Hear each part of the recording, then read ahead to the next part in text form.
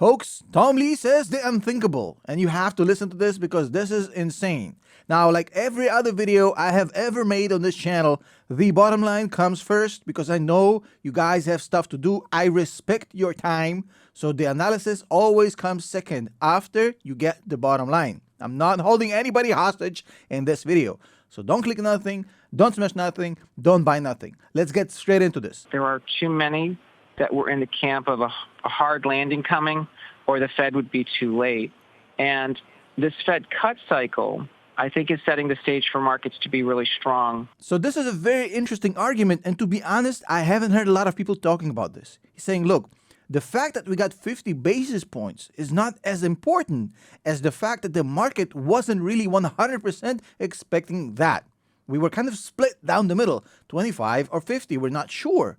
And when the Fed comes out, and it's more on the bullish side, on the dovish side, than on the 25 bearish hawkish side, that is a positive catalyst for the market. You can't just ignore that because the markets will have to adjust to the new information, which is a much more dovish Federal Reserve, which we didn't have the eve of the announcement. But he also issues an important warning. He says, look, even though that's a good thing for the market long term for the next 6-7 months, the upcoming couple of weeks are going to be insanely turbulent and probably unpleasant, because if there's one thing that the markets hate absolutely with a vengeance, this is uncertainty.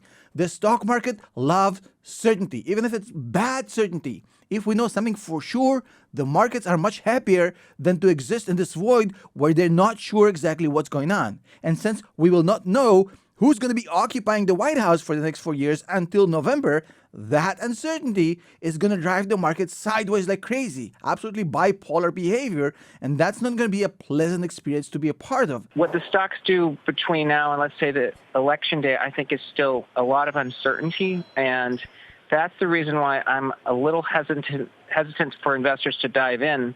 But if I was going to advise where to be positioned, Carl, it's exactly what you said. It's cyclicals, which is industrials, financials, and small caps. Tech and Mag 7 still keeps up with the market, and that's why someone owns it and they have tax implications. I wouldn't sell it. But for all these folks that have been sitting on defensive positions or thinking the Fed cut was going to be too late and the market was going to, equity markets were going to fall, I think those folks have to allocate into cyclical stocks, especially small caps, because they are not only sensitive to the cut in rates because of variable rate debt, but they're going to benefit from the cyclical boost to the economy as mortgages, the cost of mortgages drop, auto loans, credit cards, the lift to the consumer, potential M&A, all these are big tailwinds for small caps. But I think one thing investors have to distinguish is that real growth, like GDP growth, doesn't mean inflation pressures, because inflation is, a mismatch of supply and demand. And I think there is a lot of excess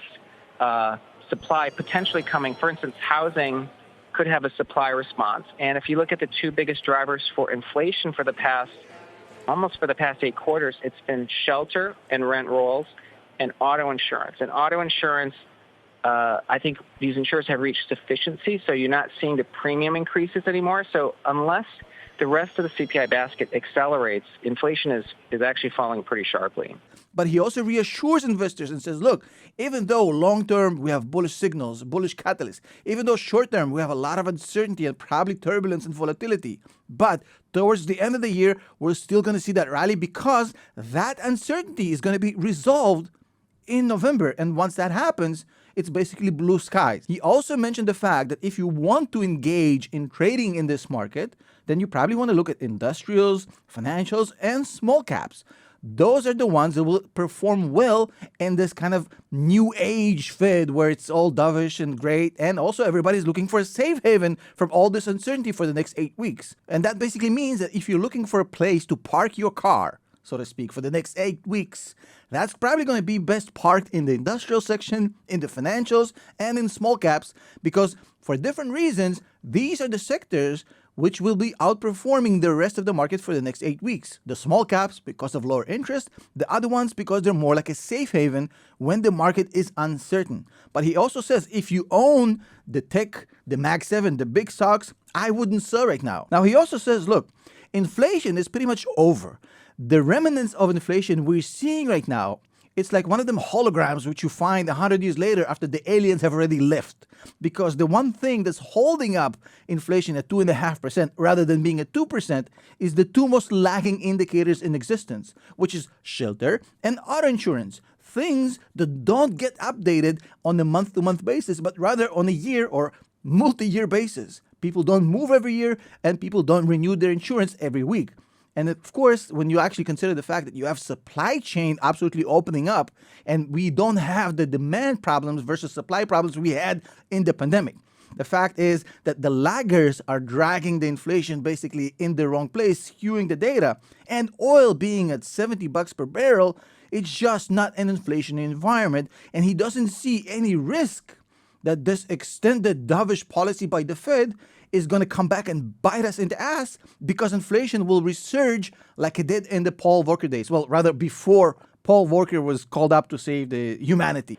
The one thing that I think we have to keep in the back of our minds is that CEOs have been cautious for the last 2.5 years because the Fed telegraphed a tightening cycle to fight inflation. So I think that the fact that rates and now we're in an easing cycle means that companies are going to actually start doing expansion. So I think the labor market and the Fed is mentally knocking down these monthly numbers.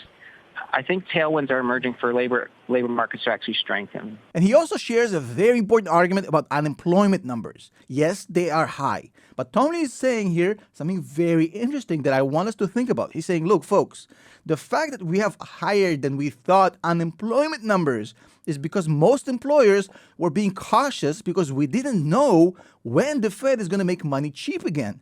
And now that we know that money cheap is coming and the next year is going to be a cutting cycle and we have more money coming in at a cheaper price, employers will be active again, proactive again, and they'll be hiring more people. So this unemployment number, again, is a little bit skewed by managers and CEOs basically playing it safe until the Fed says, hey, it's party on time, which is exactly what happened. So he expects a lot of this unemployment thing to unwind naturally as the market goes from cautious to playing offense, which is not a bad argument to make, to be honest. The fact of the matter is very simple.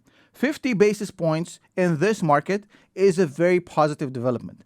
Taking away 0.5% of interest right now and actually indicating to the market that we are about to go even lower from 5.2, 5.5 to 3% interest, which is where the Fed is headed, is a massive, massive upgrade for the market. Allow me to explain.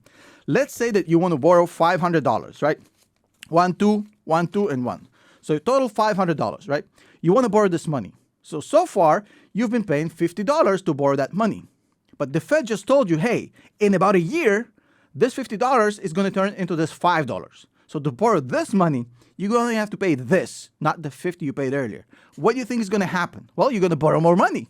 You're going to build more. You're going to spend more capex. You're going to recruit more employees. Consumers are going to spend more, and therefore the retail is going to do better. It's going to be a snowball effect, restarting the economy back into this party mode. Because let's be honest, the last year was not pleasant as a consumer in America. Things have gotten pretty tough, but they didn't break yet. And that's the point I'm making here. Tom Lee says, look, folks, this shows us that this cutting cycle is going to be quite brief. Usually when the Fed starts a cutting cycle, they'll start with a 0.25 and they slowly pace themselves over the course of 18 months. But when we're going from 5.25 to 3% and the first cut is already 0.5 percentage point, that journey is going to be much quicker because the Fed has absolutely adopted the approach that inflation is dead. Inflation is no longer a threat, so now they can go a lot faster. Now, short term, there's going to be a lot of nasty behavior in this market, and I agree with him. But long term, when you have a strong market, a strong economy, which gets cheaper money influxed into it, this cannot develop into a bad situation. Now, a lot of people are saying, well, Tom, in history, we had a lot of time where the Fed cut rates and then the economy crashed and the stock market crashed. Sure, but let me give you an example. Let's say that the person is dying, and that dying person is being administered antibiotics, right? The antibiotics are not going to help a dying person, right? But let's say that the person got there early, and the antibiotics saved him. Well, now what your conclusion is? Does antibiotics kill people because half the patient died after they got antibiotics? No, they died because they were too late. The same thing with the economy. If rate cuts are administered on time, onto a good economy and not to an economy that's already in a recession, the economy reacts well and the patient survives to fight another day. And even though we don't have data going all the way back to Timbuktu, the thing is the Fed wasn't always so transparent about what their interest policy is. But since we actually started getting that transparency, we had 5 cutting cycles into recession and 7 cutting cycles into a non-recession economy. And guess what? I'm about to show the numbers. Check this out. So in a non-recession economy, these 7 cycles on average gave the market an 8.4% upside in 3 months and above 15% in a year. Now, in the bad economy cutting cycles, in 3 months, we had negative 7.5% and annual minus 2%. Wait. My head is about to explode. Why wasn't it worse? Well, because even though the economy is in a recession, when you make money cheaper, eventually that fixes the economy. Unlike our example about the dying person. So even as a long-term investor, you look at this and you say, well, look, you just told me that if things are good, we're going to rally 15% on average historically, statistically. And if things are bad, we're basically going to be broken even in about a year. So what's the risk here as a long-term investor? None. That's what I'm saying. There's no risk, and that's why I don't care about experts predicting a crash and a recession. Who cares? We've seen how this plays out many times in the past. Long-term investors do not care about these things, especially when the data that we are presented with, unless the data, of course, is fake, but the current data that we're seeing shows us nothing recessionary. GDP numbers are okay, unemployment is okay, inflation is nearing 2%, consumer sentiment is okay, consumer spending is okay, nothing horrendous. And you add on top of it the cutting cycle by the Fed. What you going to get? A recession? Magically, the recession fairy is going to come in and go, here's a recession fairy. It doesn't work like this. That's not the point. You can't just manufacture a recession because the Fed cut rates in a decent economy. It's hard to see how this situation ends in a recession. But of course, anything is possible. I'm not saying it's not going to happen. I'm just saying that based on the information that we have right now, it seems quite unlikely. And I'm not the only person saying this. Steve Eisman, the guy from The Big Short, was just on TV, and this is what he said. People spend a lot of money and a lot of time trying to figure out what Powell's going to do. And that was intentional, by the way. And I don't think look, if the Fed's raising rates very, very aggressively, that's important. And the Fed's cutting rates extremely aggressively, that's important. Everything in the middle, it's just not that important. It's better to focus on the economy. Well, not everything is good. No, but I mean, there has definitely been a slowing in the economy. Was it a soft landing? Was it a soft landing? Well, there's been a slowing in the economy. The lower-end consumer is somewhat stressed. They're spending less. But, there's been an increase in delinquencies, but not terrible. So on the margin, things are a little bit slower, but inflation is cooler. So as far as I'm concerned, things are fine.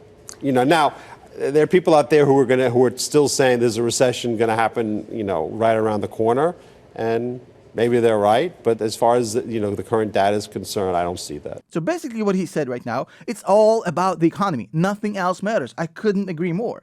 And he's also saying, well, look, the economy is okay. Following this daily trends, what the Fed said, what the Fed do, why waste your time with all this nonsense? I couldn't agree more with this guy. I like him a lot. And here's the punch. He's saying, look, folks, yes, not everything is perfect.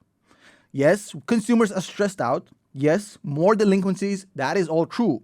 But the economy went from being great to being less great, being okay, being slightly above average. That doesn't mean that it's heading to a recession.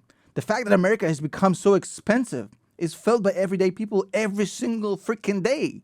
That still doesn't mean that this is a recession. And as long as the economy stays put, as long as it maintains its structural integrity, then it's not going to break. And then the rate cuts are going to lead to good numbers on the economy side, which will lead to good earnings by the corporations, which will lead to good earnings by stocks. And all this cycle is going to be priced prematurely ahead of time by the stock market because it is a mechanism that prices in future developments today. It's very, very simple. Couldn't agree more. Now look, most of you who watch my channel are in my age group, pretty much, right? 30 to 50 years old. You got a job, you have kids, you have a mortgage, you have a lot of hassles to deal with. You have a very limited amounts of fucks to give in a day. Why waste it on worrying about what will happen in the market in the short term? How will this week be? How will next week be? Are we headed to a pullback? Why? If you know that the S&P 500 gives you 10% per year. And if you pick good companies and you invest in them long term for the next 15 years, you will be fine as long as you dollar cost average and double down on weakness. As long as your process of picking good companies and diversifying with the index doesn't really change nothing.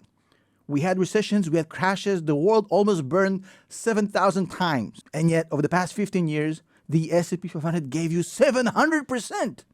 Stop this nonsense. Now, if you actually want to take this to the next level and get better at this, clean up your headspace, and get better at long-term investing, I invite you to check out our academy, patreon.com/Tom Nash. Would love to have you on there. Would love to have you participate in our lectures. We do lectures about how to DCA, how to do valuations, how to pick good companies, when to sell a stock, all these good things. Join us. Hopefully, I see you in the next meeting. Thank you so much. Peace.